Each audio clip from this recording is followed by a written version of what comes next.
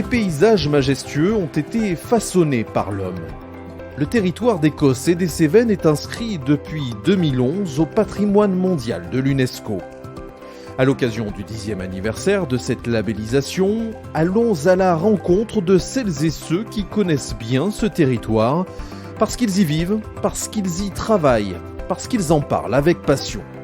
Ce podcast est réalisé par la marque de cosmétiques L'Accent, en partenariat avec Midi Libre et l'entente interdépartementale Cosse-et-Cévennes. Épisode 14. Le chemin de Stevenson. Il arrive dans le Massif central où on parle le patois différent d'un village à l'autre et on l'attend chaque soir, c'est le notaire, le notable, l'instituteur, voilà, qui vient pour lui conseiller en fait son itinéraire pour le lendemain. De son périple de 12 jours entre le monastier sur Gazeille en Haute-Loire et Saint-Jean-du-Gard, Robert Louis Stevenson rapportera un récit, Voyage avec un âne dans les Cévennes. En 1878, c'est ainsi que l'écrivain écossais, auteur de L'Île au Trésor, est entré dans l'histoire de ce territoire. Aujourd'hui, le GR 70 ou chemin de Stevenson est parcouru par des milliers de randonneurs et c'est l'association Sur le chemin de Robert Louis Stevenson qui œuvre pour le développement et la valorisation de cet itinéraire. Rencontre avec Anne Chrétien-Noury, animatrice culturelle de l'association. Anne Chrétien-Noury, bonjour. Bonjour Julien. Alors on va parler du chemin de Stevenson, de la randonnée et donc du chemin de Stevenson, parce que sur ce territoire, quand on parle randonnée, on pense forcément à cet itinéraire. Quelle est l'histoire de cet itinéraire ? Alors, je tiens à rappeler que c'est du fait des gens du Club Cévenol. En fait, l'un d'eux, universitaire, va visiter son fils dans une université à Yale, en Californie, et tombe, en allant visiter le library, sur le manuscrit de The Seven Journal. Et en fait, on est en 76 et il décide en fait qu'à 2 ans du 100e anniversaire, c'est une occasion inespérée de republier ce récit de voyage et d'en être le point de départ de la célébration du 100e anniversaire du passage de Stevenson. Donc en 1978, j'ai assisté ici à la célébration organisée par le Club Cévenol pour dire voilà, ça pourrait être un fil conducteur de développement local. Avant d'en arriver au développement local à travers ce sentier, il y a eu effectivement ce récit, 1878. Dans quel contexte on est là ? En fait, c'est le fils d'une famille presbytérienne, donc il a été confronté aux protestants assez violents en Écosse, et donc il a vraiment réfléchi à la différence entre protestants, catholiques, etc.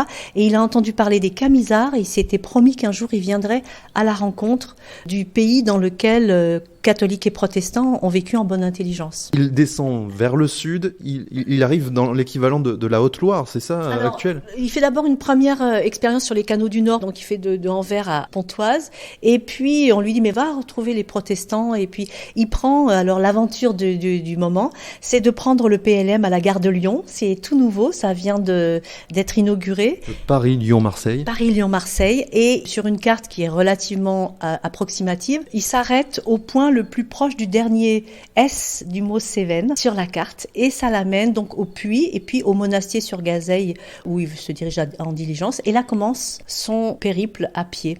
Alors on lui dit de là, mais mon pauvre monsieur, vous allez vous faire détrousser par les brigands, vous trouverez pas non plus d'auberge, vous trouverez pas de nourriture, etc. Ce qu'il décide en fait à acheter, sa monture, il se trouve que c'est une ânesse qui s'appelle Modestine, et vous savez Modeste, c'est comme modeste en français et en anglais, et inn, c'est auberge. Donc en fait, la Modestine, ça lui permet d'assurer son autonomie en partant avec cette ânesse sur laquelle il fait coudre des peaux de mouton dans lesquelles il met son nécessaire et qui lui permettra de dormir sous la lune avec le sac de peaux de mouton. Il est l'inventeur du premier sac de couchage.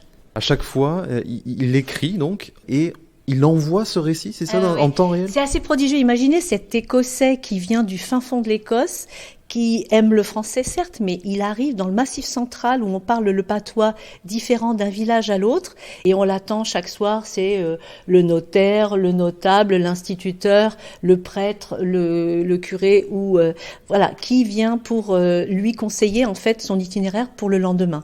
Donc il se fait comprendre ainsi et s'intéresse à ces gens et se fait comprendre pour trouver son chemin en direction des Camisards. Ces rencontres, ces paysages, ça nourrit le récit. Ah, c'est ça. Il découvre les pays paysages et s'intéresse à ceux dont les gens vivent. Et il décrit ça et l'envoie comme un photojournal, enfin un roman feuilleton sur un journal, et ça fait vendre le journal. Donc on lui dit mais envoyez, c'est parfait. Et c'est son premier écrit qui lui permet, ses premières piges, qui lui permettent d'affirmer sa vocation d'écrivain, alors que son père était constructeur de phares et qu'il aurait aimé que son fils suive cette voie. Et voilà, il affirme sa détermination d'écrivain. Et donc, un siècle plus tard, on s'intéresse à nouveau à ce récit, à cet itinéraire, et pour le coup, on cherche une manière de valoriser cet itinéraire. C'est ça. Et le support idéal, c'est le descriptif en fait de son voyage, qu'il a d'abord envoyé donc à ce journal, et qui en fait prend une cohérence parce que partout on le renseigne sur les modes de culture, sur la façon dont on a planté les bois, etc. Et quand on a trouvé le manuscrit, le Club Sévenol a pu rééditer sa première version avec une superposition comme ça de visualisation des paysages actuels et en fait ça n'a pas tellement bougé en fait. Donc entre la redécouverte d'une certaine manière de ce texte et 1994, date de la création de votre association sur le chemin de Robert Louis Stevenson, expliquez-nous un petit peu ce qui s'est passé et surtout pourquoi vous avez voulu structurer en association la valorisation de ce sentier. Eh bien, dans la continuité aussi de ces questions que se posait le Club Sévenol, et à Florac et dans le secteur en fait de la Lozère, on se posait la question toujours d'actualité, de quoi allons-nous pouvoir vivre dans l'actuel environnement et puis l'avenir, et donc la randonnée pédestre s'avérait être pertinente. Donc on a repris le tracé et puis la première formule de topo guide que le Club Sévenol avait réalisée, rien que sur ses écrits, pour savoir par où il était passé, et à partir de là, on a pu définir que ce serait un axe idéal de développement. Nous étions aussi plusieurs à travailler, à vivre au pays et à se poser les questions de l'avenir. Et donc, dans le cadre d'un centre de formation professionnelle, quelqu'un est venu frapper à la porte en disant, voilà, moi j'habite Cassagnas, j'aimerais que mon gîte revive, enfin j'ai un endroit dont je pourrais faire gîte, on pourrait le faire. Mais alors oui, donnons une cohérence à ça, vous n'êtes pas le seul concerné, et on remonte en fait la pelote et on se dit, sur cet itinéraire, on pourrait mettre les gens en relation. Et c'est là qu'on organise grâce à un dispositif du Languedoc-Roussillon, on organise un dispositif qui s'appelait formation-développement, qui permettait de réunir les gens, de les faire se concerter tout le long de l'itinéraire en fait, et emboîter le pas aussi à la Fédération de randonnée pédestre qui en 1993 éditait le premier topo guide GR70 sur les chemins de Robert Louis Stevenson, et l'association s'est créée dans le prolongement avec une expérience qui a mobilisé à peu près 80 personnes par voie de presse. On a demandé aux gens de répondre si oui ou non ils seraient intéressés de développer de l'accueil, de l'hébergement, de la restauration, des services qui pourraient assurer une certaine continuité pour que le chemin soit praticable. Et petit à petit, on est passé de 5, 10, 15 hébergeurs. Aujourd'hui, nous sommes 200 entreprises et des villages où on nous dit si le Stevenson n'existait plus, le village n'existerait plus. Quelle profession on rencontre ? Des hébergeurs, des restaurateurs, le transport des bagages par exemple, mais aussi l'animation, la rencontre culturelle, c'est aussi des voyagistes. L'itinéraire couvre sur 3 régions, 4 départements, 38 communes.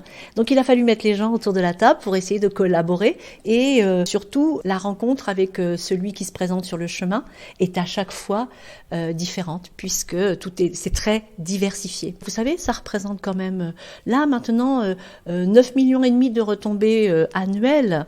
Dans des petits pays comme ça veut dire quelque chose. Et voilà, ça donne une vitalité. Et en tout cas, on compte autour de 6 000 randonneurs. Mais dans tout ça, il y en a une faible proportion qui fait le chemin dans son entier. Il y en a une autre faible proportion qui le fait avec des ânes. Mais en tout cas, ça représente une réelle dynamique économique. Prochain épisode de ce podcast, nous partirons du côté de l'Observatoire du Montégoal pour parler un petit peu météo et de la vocation de ce site. Qu'est-ce que ça vous inspire, Anne Chrétien-Noury ? La météo, outre les frimas de l'hiver, ce sont aussi les épisodes Sévenol, puisque la configuration du terrain nous expose à des pluies diluviennes méditerranéennes au printemps et à l'automne. Donc nous sommes très attentifs à tout cela, et c'est déjà intégré par les baliseurs, c'est intégré par nos soins, par les gens qu'on appelle pour réserver une prestation. Sur les conditions météo, nous sommes avertis et vigilants. Merci beaucoup Anne Chrétien-Noury. Avec plaisir. Et merci à vous d'avoir suivi cet épisode. À très bientôt pour mettre à nouveau l'accent sur l'Écosse et les Cévennes.